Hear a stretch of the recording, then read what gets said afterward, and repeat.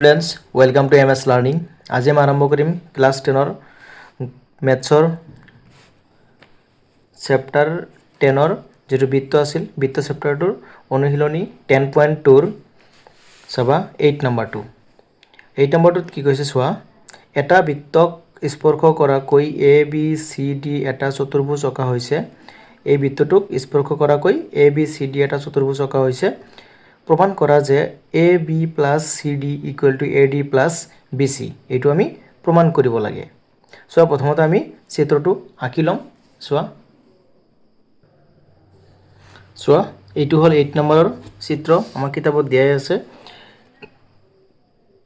প্ৰথমতে আমি চিত্ৰটোৰ পৰিচয়টো আমি দি ল'ম যে কি লিখিব পাৰিম যে অকেন্দ্ৰীয় বৃত্তক এ বি চি ডি চতুৰ্ভুজটোৱে পি কিউ আৰ আৰু এছ বিন্দুত কি কৰিছে, স্পৰ্শ কৰিছে। এইটো আমি ইয়াত লিখি দিম। চিত্ৰত অকেন্দ্ৰীয় বা অকেন্দ্ৰযুক্ত ক'লেও প্ৰব্লেম নাই, অকেন্দ্ৰীয় বৃত্তক এ বি চি ডি চতুৰ্ভুজটোৱে কি কৰিছে,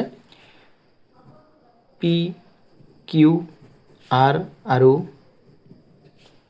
এছ বিন্দুত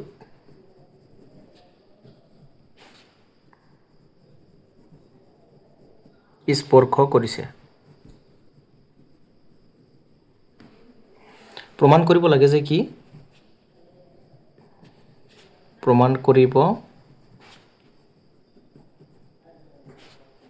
লাগে যে আমি কি প্ৰমাণ কৰিব লাগে যে এ বি, এইটো প্ৰশ্নত দিয়াই আছে, A B plus C D equal to A D plus B C. ঠিক আছে, এতিয়া আমি কি কৰিম, প্ৰমাণ কৰিম।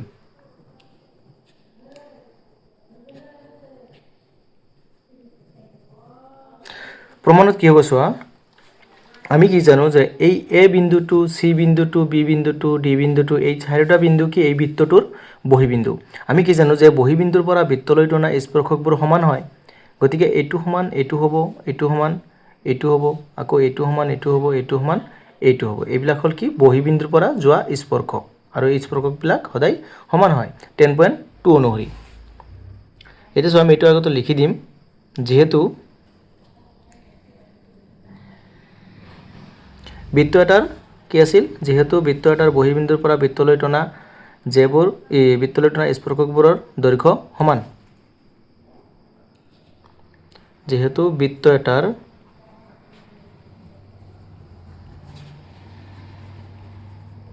বহিবিন্দুৰ পৰা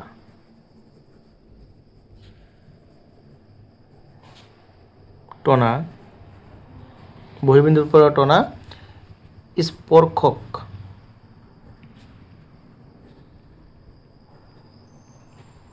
বোৰৰ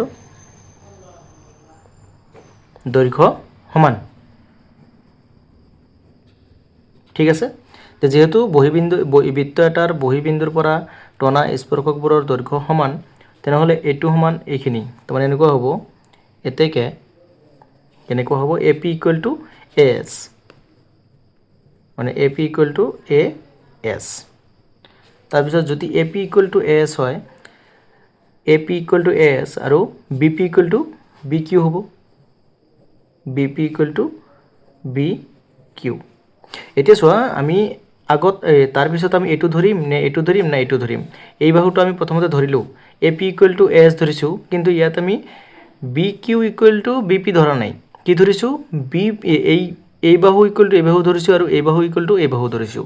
ইয়াত এটা কাৰণ আছে, চোৱা, আমাৰ যিহেতু কি এ বি প্লাছ চি ডি, এ বি প্লাছ চি ডি, গতিকে এই দুটা বাহুৱে ল'ব লাগিব বাৰু। তো এই দুটা বাহু ল'বলৈ হ'লে প্ৰথমতে এইটো সমান এইটো লিখিম, তাৰপিছত এইটো সমান এইটো, আকৌ ইয়াত এইটো সমান এইটো, এইটো সমান এইটো। ঠিক আছে, আমি প্ৰথমতে এই বাহু আৰু এই বাহুহে ল'ব লাগিব। আৰু এইফালৰ পৰা যদি লোৱা হয়, তেনেহ'লে আমি এনেকৈ ল'ব লাগিব, এইটো সমান এইটো ইকুৱেল টু এইটো, এইটো ইকুৱেল টু এইটো, এইটো ইকুৱেল টু এইটো, এইটো ইকুৱেল টু এইটো। ঠিক আছে, কেৱল বিপৰীত বাহুবিলাক আমি চেণ্টাৰ বুলি ধৰি ল'ম।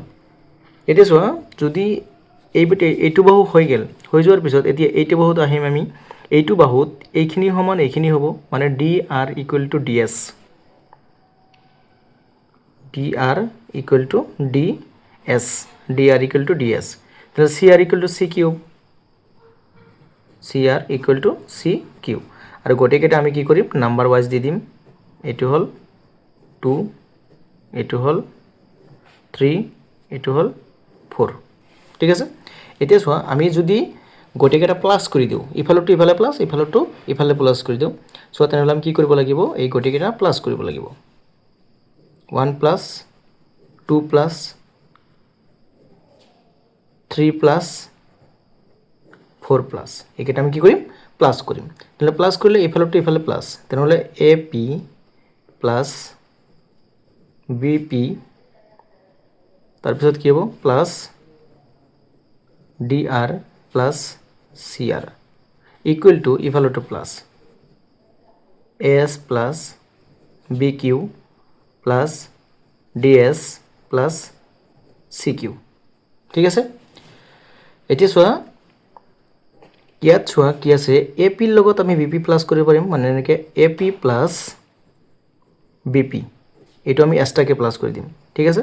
আকৌ এই দুটা আমি এক ঠাইত ৰাখিব পাৰিম, মানে ডবল আৰ আছে, D R plus C R equal to A S আৰু D S, A S plus D S plus B Q plus C Q, ঠিক আছে। এতিয়া চোৱা, A P plus B P মানে কি, ইয়াত চাবা A P plus B P, তাৰমানে এ বি হ'ব। নহ'লে তুমি ডাইৰেক্ট কৰিব পাৰিবা যে ইয়াত ডবল কি আছে, পি পি ডবল আছে, গতিকে পি উঠি যাব এ বি, আৰু চিত্ৰত চাই যদি কৰিব পাৰা আৰু বেছি ভাল, D R plus C R, তাৰমানে কি হ'ব চি ডি ইকুৱেল টু ইয়াত A S plus D S মানে A D plus B Q plus C Q মানে বি চি, ঠিক আছে। এইটোৱে আমাৰ কি কৰিবলৈ আছিল, প্ৰমাণ কৰিবলৈ আছিল, এইটোহে আমি প্ৰুভ কৰিব লাগে। এতিয়া চোৱা, এইটোৰ ওপৰত আমাৰ যিটো প্ৰুভ কৰিবলগীয়া আছিল, A B plus C D equal to A D plus B C, আৰু এইটো আমি অলৰেডি প্ৰুভ কৰিলোঁ, একদম সহজ পদ্ধতিত মই কৰিছোঁ। চোৱা, তোমালোকে একবাৰ চালি মনত থাকিব, আৰু অতি সহজতে মানে সহজ পদ্ধতিত কৰিছোঁ, যাতে সোনকালে বুজি পোৱা, ঠিক আছে।